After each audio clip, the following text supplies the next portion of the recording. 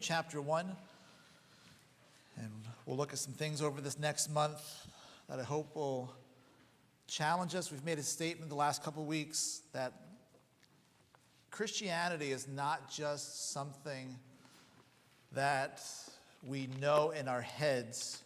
It's something that we need to live out. Our faith needs to be lived out. And I mean, this is just my 2 cents, and I think we all would probably agree on this as well. Where's Daniel? There it is. Okay. Kept flipping and turning. Can't find it. Got it. Almost.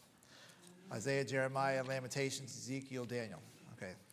I think sometimes the world pressures us into keeping our faith silent, into keeping our faith to ourselves, and kind of keeping the faith in the four walls of this building. And they don't want us to live it outside of the church. There's a lot of pressure from the world, and it's what's really sad, and I'll say this again later, it's really sad when pressure comes from other Christians to keep quiet or to just not, just kind of go along with the flow. And I really think it's time that we as believers live our faith out. It's not just for academia, it's for application. And so we want to talk about living our faith out. And we'll look at a couple other examples in scriptures where people lived their faith out. And we ought to be different than the world. We ought to stand out from the world. Everything about us should be different. And so we'll look at Daniel chapter 1 in our series for the month of October. We'll just be on that one word, just taking an idea of standing, just being a salt, being light.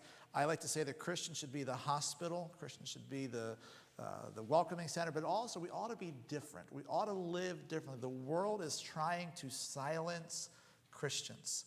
I guess the buzzword now is censor or cancel. The world is trying to do that. And the closer we get to the end, the closer we get to the rapture, the end times, all those things, the more and more it's going to happen. They want to keep our faith silent. But I believe that God wants us to live our faith out, to let people see that we're Christian, let people hear that we're a Christian. So look at Daniel chapter 1, and we know the story. We'll read verses 1 to 8, and we're pretty familiar with what happens here. It says this in verse number 1.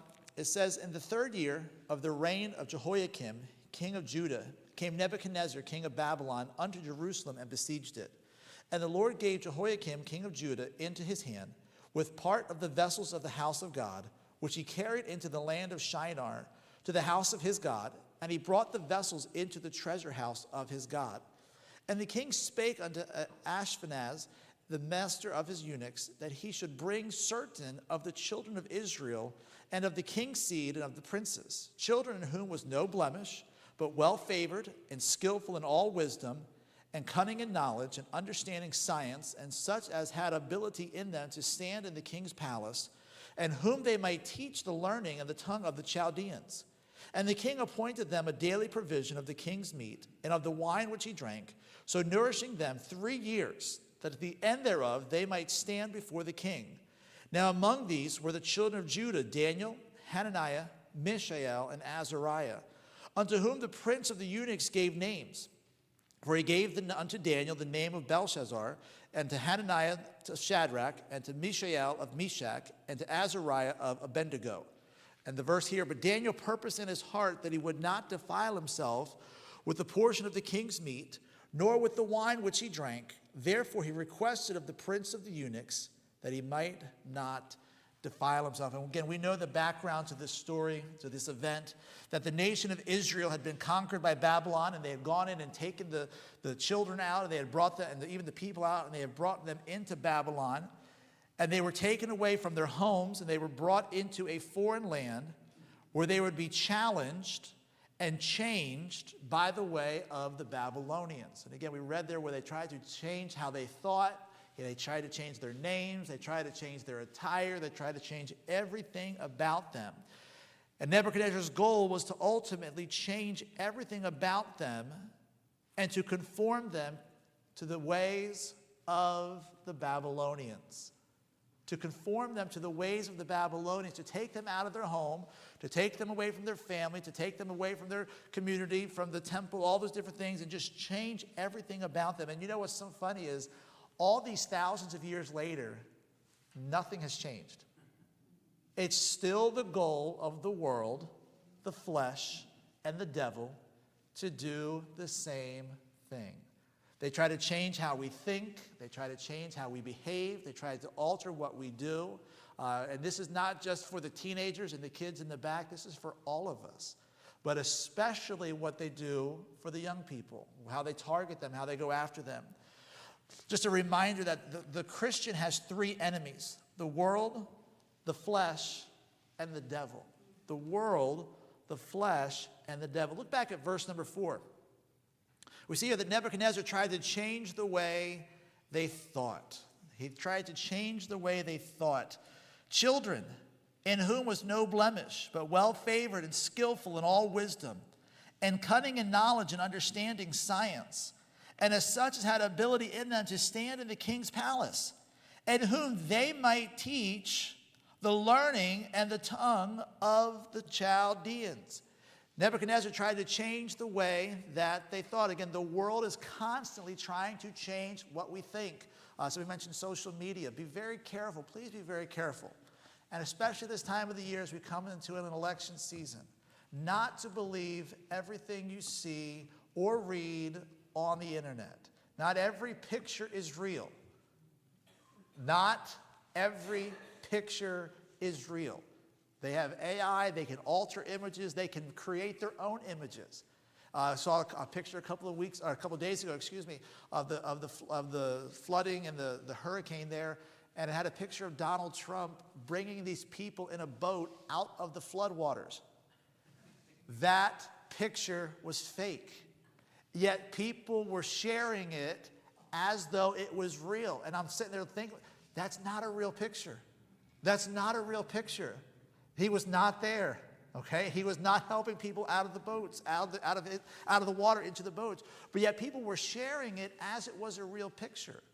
We got to be very careful what we allow to come into our mind, to come into our hearts, to come in through our ear holes, our eye holes, because what those things do is they take hold and they program us to think and behave and respond in a certain way. Don't allow the world to program how you think. They do. They call them TV programs for a reason, okay? Because they try to program the way you think. Be very careful. Again, it's just the season of life that we're in with the calendar and with society. Be very careful where you get your news from. Don't believe everything you hear on the news. And I don't care if it's CNN or Fox News. They're all liars. They're all liars, okay? But don't allow the world to program you. Don't believe everything you read or see online. Here's what happens when it comes to certain issues. The world will try to pull your heartstrings into believing something or to compromising your faith and your convictions to get you to go along with what they believe. They pull at the heartstrings, okay? Again, in our convictions and how we live and where we stand and how we stand. You know, they'll find some, again, you read stories, you hear what's going on, and there's some sad stories out there that are truly heartbreaking. But what they do is they take that pieces of information and they alter it and they put it in a way that allows Christians to say, oh man, maybe we're too hard on an issue, or maybe we shouldn't be as hard on this issue, or take a strong stand on this, or maybe we should back off a little bit and change how we believe and compromise what we believe and change our convictions. But we shouldn't do that. Look at verse number 5. It says there in verse number 5 that the king wanted these children for 3 years. He says, if you give me your children for 3 years, I will teach them, I will program them, I will assign them, I will take everything that they knew over here, and in 3 years, I will make them Babylonians. I will take them from being Jews, from being Hebrews, and in 3 years, I'm going to give them their clothes, I'm going to give them their education, I'm going to give them their information, and at the end of 3 years, they're going to be fit for the service in the palace. Again, the more things change, the more things stay the same. The world is constantly trying to change everything about us. Jump down to verse number 7. Verse number 7. Unto whom the prince of the eunuchs gave names. For he gave unto Daniel the name of Belteshazzar, and the name of Hananiah of Shadrach, and to Mishael, Meshach, and to Azariah of Abednego. Nebuchadnezzar was trying to change their identity. He was trying to change how they thought, and now he's trying to change their identity. Let me just say this, before we are anything else, before I'm a pastor, before I'm a husband, before I'm a father, before I'm a son, before I'm a friend, before I'm anything, no matter what title is put onto me, my identity is a Christian. My identity is a follower of Jesus Christ. Before I'm anything else, I am a child of God. Before you are anything else, no matter where you work, no matter what you do, no matter where you live, you are a child of God. That's where we find our identity. That's where we find who we are. Okay, I'm not a pastor. I'm a Christian. Okay, you're not just a mom. You're a Christian mom. You're not a fill in the blank what you do. You are a Christian. Before we do anything, we are Christians. We are identified as followers of Jesus. But what did Nebuchadnezzar wanted to do? He wanted to take their Hebrew names, which meant something, we'll look at this in just a second, and transform it and change it into something that identified with the Babylonian culture. You were called this, but now I'm going to call you this. Again, the world does the same thing. For example, Daniel. The name Daniel means God is my judge. God is my judge. He changed it to Belteshazzar, which means Bel's prince. Bel was one of the gods of the Babylonians, and you'll see a couple of these here as well. Hananiah. The name Hananiah means beloved by the Lord. It got changed to Shadrach, which means illuminated by the sun god. Mishael means who is as God, to Meshach, which means who is like Shach, again, which was another Babylonian goddess, very similar to Ishtar or Venus. Azariah, the name Azariah means the Lord is my help. Got changed to Abednego, which means servant of Nego. He took their Hebrew names that related to their identity as Jews and as Hebrews, and he changed it over here to conform them to the image of the Babylonians. Christians, we need to stand against the world. Now, a lot of Christians don't want to do that. They don't want to push the envelope. They don't want to be outcast from society. And by the way, we have always been outcast from society. Bible-believing Christians have always been the outcast of society. We have never gone along with the program. We have never blended into the world. We have never, or we should have never compromised our faith. Look at verse 10. And the prince of the eunuchs, actually, go back up to verse 5. We read that already. Verse 5, at the end of 3 years, at the end thereof, they might stand before the king. So Nebuchadnezzar said, you give me 3 years, and I will make your Hebrew children Babylonians. I will give them Babylonian names. I will give them Babylonian influence. I will give them Babylonian culture. I will give them Babylonian attire. I will make them fully 100% Babylonians. But, verse 10 says this, and the prince of the eunuchs said unto Daniel, I fear my lord the king, whom he hath appointed your meat and your drink, for why should he see your faces worse likened than the children which are of your sort? Then shall ye make me endanger my head to the king. Then said Daniel to Melzar, whom the prince of the eunuchs had set over Daniel, Hananiah, Mishael, and Azariah, prove thy servants. I beseech thee 10 days, and let them give us pulse to eat and water to drink. Then let our countenances be looked upon before thee, and the countenance of the children that eat of the portion of the king's meat. And now as thou seest, deal with thy servants. So he consented to them in this matter, and proved them 10 days. Daniel said, hey, we're Hebrews. We worship the God of Israel. We worship the true God. We're not going to come along and go along with what you want us to do. Give us 10 days. Give us 10 days. At the end of 10 days, and we know the story, we know this event, if we're not any better, man, we'll go right along with it. But you give us 10 days, and at the end of 10 days, if we're better, You got to leave us alone.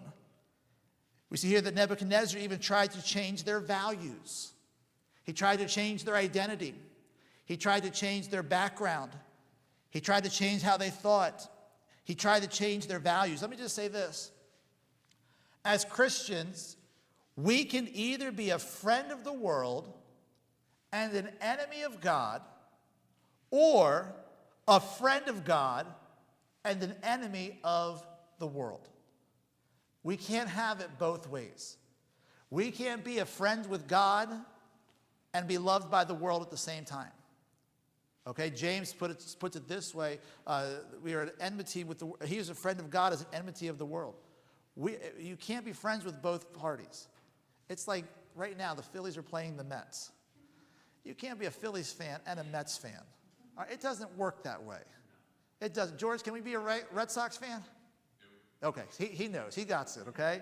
You can't be a friend of the world and a friend of God at the same time. There has to be a choice that we make as to which side we're on. Our faith is not lived by convenience. Our faith is lived by convictions. Our faith is not lived out of convenience. Our faith is lived out by convictions. There's never been a popular time, there's never been a majority time for Bible-believing Christians to live out their faith. Okay, I know in the late 80s there was the moral majority movement, okay? Biblical Christians have never been the moral majority. And by the way, we never will be the moral majority. We are always the minority. If you're going to live your faith out of these doors this week, you're going to be in the minority. You're going to be against the flow. There's never been a convenient time to be a Bible-believing Christian.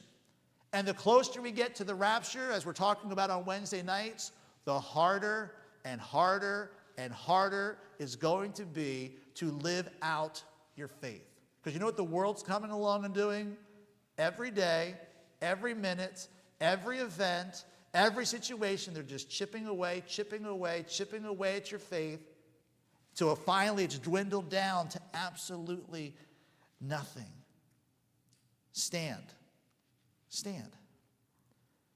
I believe that there are some Christians who would compromise and sell out the gospel at the slightest pushback. I know it, and you know it. They get some pushback. What do you mean Jesus only? It can't. I like what Brother Bob said tonight. It's all by faith. It's not by works. But you know what? Some Christians, they get that slightest little pushback, and what we start to bend the message. We start to compromise the message. We don't want to offend anybody. Can I say this? The gospel is offensive. The gospel is offensive. Now, that does not give me the right to be offensive. Okay? That doesn't give me the right to be a jerk. If someone's going to be offended, I'd rather somebody be offended at the gospel, at the message, than the messenger. But the gospel in and of itself, it starts out with what? You are a sinner. You're a sinner. You're a bad person. And then what's the next point? Now because you're a sinner, you're going to hell. The gospel is offensive. But you know what? We still need to give the gospel, the pure gospel, the true gospel. We don't water down the message. We don't change the message. Well, someone may not get saved. Then you know what? Someone doesn't get saved. I know that's hard, but we can't compromise the gospel message. We can't compromise and say, well, you know, many roads lead to Rome, so many roads can take us to heaven. Or we don't change the message. We preach about the love of Christ, and I'm thankful for the love of Christ. But don't forget the justice of Christ and the holiness of Christ and the righteousness of Christ. We can't leave those things out either. Again, as soon as we get some pushback, and that's why, again, just another statement about what's going on in the culture right now, don't put too much stock in what any person you see on the news who says that they are a Christian. Because as soon as they make a truly Christian statement, what do they do 2 days later? I apologize. I'm sorry for who I offended. I'm sorry for saying this. I'm sorry for saying that. I'm sorry for doing this. That's why when celebrities or athletes or politicians take it with a grain of salt. That's all I'll say. The world is trying to pressure Christians into conformity. Go to Daniel chapter 3. Daniel chapter 3. Nebuchadnezzar tried to change everything about them. The world's trying to change everything about us. We must stand against the world. Not popular. Everybody wants to be liked. No one wants to have enemies. We all want people to think highly of us. We want to be able, I'm all for witnessing. I'm all for the gospel. I'm all for sharing it, and I'm all for giving it. I've been here long enough. I think everybody knows that. But at the same time, we can't compromise on it to allow people to like us. To allow people to like us. Well, I just want to be liked by everybody. I don't. I want people to get saved. We pray for our neighbors to get saved here on Bank Street. But you know what? I would rather please God than compromise the message or compromise the church just so people can get saved. We don't compromise our faith. We don't compromise our convictions. We don't change something just to get the approval of man. We stay faithful. Now, again, as I said earlier, that doesn't mean we're jerks for Jesus, okay? We don't go out there and be offensive I'm offensive and I'm going to make everybody mad. No, we don't do that either. But the message is the message. The world is trying to pressure us into conformity. Look at Daniel chapter 3. Look at verse number 1. Nebuchadnezzar, the king, made an image of gold whose height was 60 cubits and the breadth thereof 6 cubits, and he set it up in the plain of Dura in the province of Babylon. Then Nebuchadnezzar the king sent to gather together the princes, the governors, and the captains, the judges, the treasurers, the counselors, the sheriffs, and all the rulers of the provinces to come to the dedication of the image which Nebuchadnezzar the king had set up. Then the princes, the governors, the captains, the judges, the treasurers, the counselors, the sheriffs, and all the rulers of the provinces were gathered together unto the dedication of the image that Nebuchadnezzar the king had set up. And they stood before the image that Nebuchadnezzar had set up. Then an herald cried aloud, to you it is commanded, O people, nations, and languages, that at what time ye hear the sound of the cornet, the flute, the harp, the sackbut, the psaltery, the dulcimer, and all kinds of music, ye fall down and worship the golden image that Nebuchadnezzar the king hath set up. And whoso falleth not down and worshipeth shall the same hour be cast into the midst of a burning, fiery furnace. Again, we know this event. We know this event. The world doesn't care that you go to church on Sunday. The world has no problem with Christians who go to church. They encourage it. Be you. Be who you want to be. We hear all these propaganda sayings. But you know what the world has a problem with? Is not that you go to church on Sunday, but that you live it out on Monday. They don't want to hear about it. They don't want to hear about God, the gospel, the Bible. The world does not care. And I'll say this, the devil doesn't care that you go to church on Sunday. As long as you keep your faith in the four walls of the church. You don't talk about it. You don't post about it. You don't wear t-shirts about it. You don't live it out. You keep it to yourself. And again, I think we learned a lot of that during the COVID era. You go to church, you just keep it to yourself. No, we're commanded to live our faith out. We have a lot of Christians who got it up here, but we need more Christians to live it out of here. Paul said in Philippians, what is in you is going to come out of you. Work out your own salvation with fear and trembling. My faith ought to be seen in my lifestyle. Listen to Romans chapter 12, verse 1. I beseech you, therefore, brethren, by the mercies of God, that ye present your bodies as a living sacrifice, wholly acceptable unto God, which is your reasonable service. And be not conformed to this world, but be ye transformed by the renewing of your mind, that ye may prove what is that good and acceptable and perfect will of God. We're to be conformed to the image of Christ, not to the image or thoughts or philosophy or lifestyle of the world. Be conformed to the image of Christ. And here in this passage in Daniel 3, 1-6, they even tried to control how they would worship. We will tell you all those lists, the treasurers, the this, the that, the whatever, the sheriffs, the princes of the province. We'll lay it out for you. You follow our guideline. You follow our outline, and we will show you how to worship. We expect the world, and we expect the devil to tempt us to compromise our faith. That is expected. But you know, again, I've been in church all my life. I've been in ministry for almost 20 years. Here's what's really bad, is when fellow Christians will get you to compromise your faith to go along with their compromised faith as well.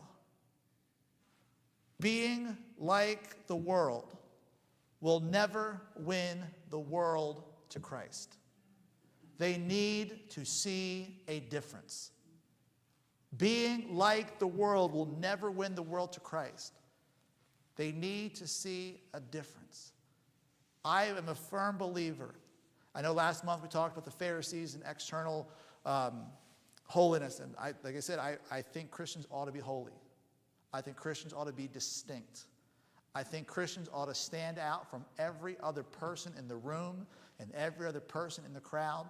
We ought to be different. We ought to talk different. We ought to dress different. We ought to look different. We ought to respond different. There should be something different about believers. And I want to encourage you tonight as well, don't lower your standards for the world and other Christians who refuse to raise theirs. Don't compromise your convictions. Don't compromise your standards. Don't change to appease anybody. Don't change to please anybody. Again, as I said earlier, I think there's some Christians who, as soon as there's some pushback on the gospel, they kind of change their message as well. But I still think there's some Christians who would compromise their convictions so no one else is offended. Well, I don't want to offend anybody else, so I'll compromise what I believe. I'll compromise my standards, my convictions, just to kumbaya with other Christians. Okay? We don't lower our convictions or our standards to appease people who refuse to raise theirs. Again, the old saying, if my position offends you, that's your problem. But if my disposition offends you, that's my problem.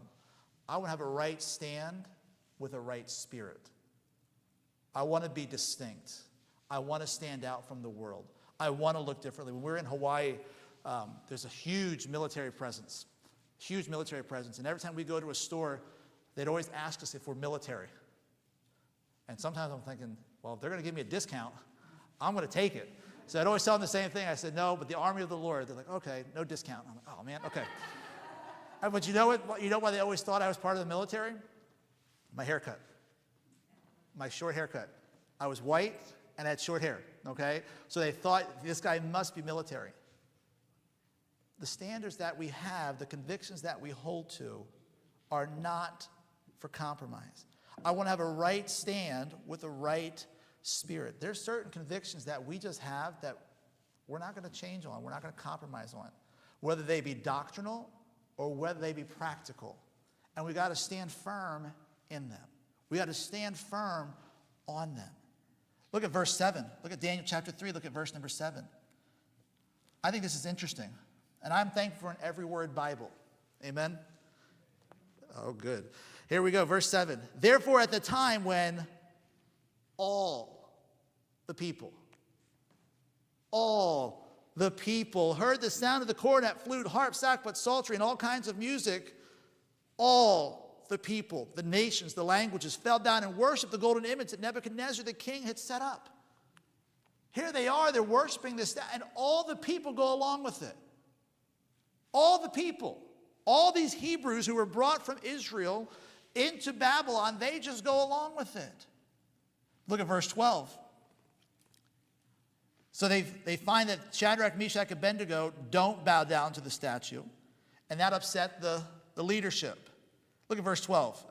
Sometimes I read the Bible differently. I try to put myself in the event as I'm reading it. So I was reading it this week this way. There are certain Jews. You can imagine their indignations. There's these people over here who aren't going along with our program. You know who I think of a lot when I think of Shadrach, Meshach, and Abednego and not bowing down to the fiery furnace? I know they get a lot of credit, and they should, because they were there in the moment. They were there with all the pressure on them, all the eyes on them. But you know who I think deserves a lot of credit for Shadrach, Meshach, and Abednego standing firm and not bowing down like everybody else?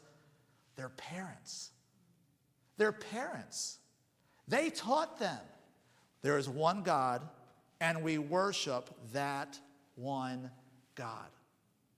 And here they are some years later doing what their parents raised them and trained them and taught them to do. Again, here they are in the minority. But you plus God is always the majority. You plus God is always the majority. We talked this morning about sometimes when we feel like we're alone. And sometimes you and I as Christians, we can have the Elijah syndrome. I'm the only Christian that's out there serving the Lord. I'm the only Christian that's out there, and no one else is out there, and it's just me. Or we're the only church that's standing for truth, and we're the only church that's preaching the gospel, and we're the only. Can I say this? You're not the only Christian. B, we're not the only church. There's plenty of other believers out there who have not compromised the faith, and they have not bended their knee, and they're standing just like we are. Don't believe the lies of the devil. Here they are, they stand against the command of the governors and of the king. And they oppose what they're being told to do, which is an interesting thought in and of itself. Again, the COVID era taught me a lot of things about where we obey the government and when we disobey the government. We'll talk about that later. A lot later. Biblical Christianity is diametrically opposed to the world in every facet of life. We think differently, we act differently, we respond differently. And what's sad is we have a lot of Christians today who just want to go along with the flow. We don't want to upset the apple cart. We don't want to offend anybody. We just want to kind of make peace and harmony. Jesus said, I came to divide with the sword. And we ought to be different. We ought to be separated. We ought to be clean. We ought to be pure. We ought to be holy. We need to stop trying to impress the world. Stop trying to impress the people that hate our God. Sometimes we say, well, see, I'm a Christian and I can do this. I'm a Christian and I can do that. I'm a Christian, I don't have to do this, I can do this. No, my goal as a Christian is to please the Lord. And I have this philosophy for me. I try to do this for me. My goal is to please the Lord first.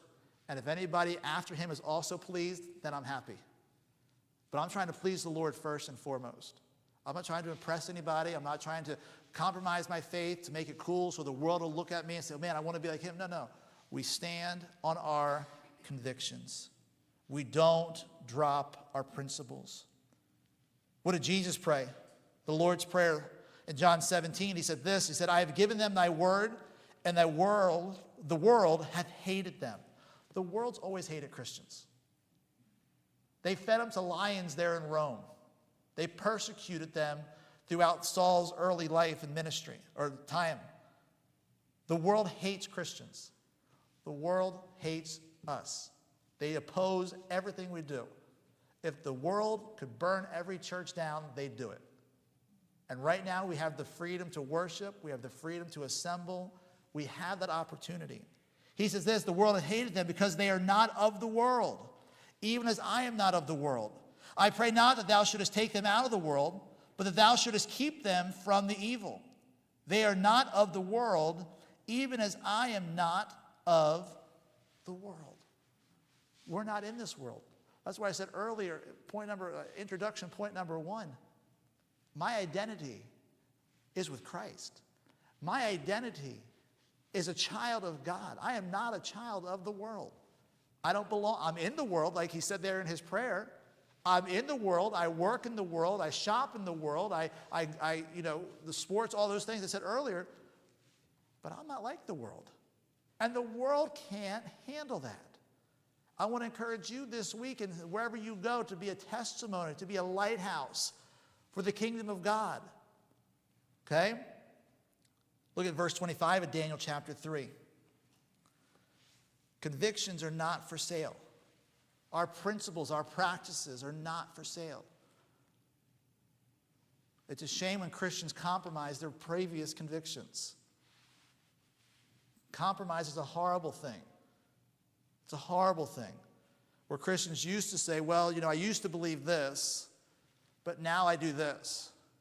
I've never seen a Christian, or known of a Christian, I'll say it that way, who's been right with God, who's lowered a conviction in their life or changed a practice. Well, I used to go, I'll use church as an example. I used to go to church Sunday morning, Sunday night, Wednesday night, but now, it's this. Or, whatever you want to put in there. I used to share the gospel with people, but now I don't. Man, let's get back to what we used to do. Let's get back to what we used to be. Verse 25. Daniel 3:25. He answered and said, Lo, I see 4 men loose, walking in the midst of the fire. They have no hurt. And the form of the 4th is like the Son of God. When you will stand for God, God will stand with you. Again, you got to pick what side you want, though. Do I want to please the world? Am I here to have the world accept me? Am I here to have the world's approval? Or do I want God's approval? I don't care what the world thinks. I barely care what most Christians think, okay? I want to please the Lord. I want my life, my practice, my principles to be pleasing to God. They didn't bow, they didn't bend, and they didn't burn. Last thing we'll look at is Daniel chapter 4. What happens when Christians take a stand? Some people are going to get mad. And I say this, let them. Let them get mad. They're going to get mad, they're going to get mad. But look at Daniel chapter 4. 3 Hebrew children said, no, we're not going to worship like you're telling us to. We're not going to compromise our principles. We're not going to compromise our convictions. We believe there's one God, and we believe that one God is who we worship. Well, he throws them into the fire, and again, we know the event. They warm it up hotter and hotter and hotter, and Jesus is right there with them, right there in the fire with them. But look at Daniel chapter 4. Look at verse number 34, towards the end of it. Nebuchadnezzar saw their stand. Nebuchadnezzar saw they were consistent in their practices. Christians, let's be consistent in our beliefs, in our convictions. Look at verse 34, towards the end of this chapter. And at the end of the days, I, Nebuchadnezzar, lifted up mine eyes unto heaven, and my understanding returned unto me, and I blessed the Most High, and I praised and honored him that liveth forever, whose dominion is an everlasting dominion, and his kingdom is from generation to generation. And all the inhabitants of the earth are reputed as nothing. And he doeth according to his will in the army of heaven, and among the inhabitants of the earth. And none can stay his hand, or say unto him, What doest thou? At the same time my reason returned unto me, and for the glory of my kingdom mine honor and brightness returned unto me. And my counselors and my lords sought unto me, and I was established in my kingdom, and an excellent majesty was added unto me.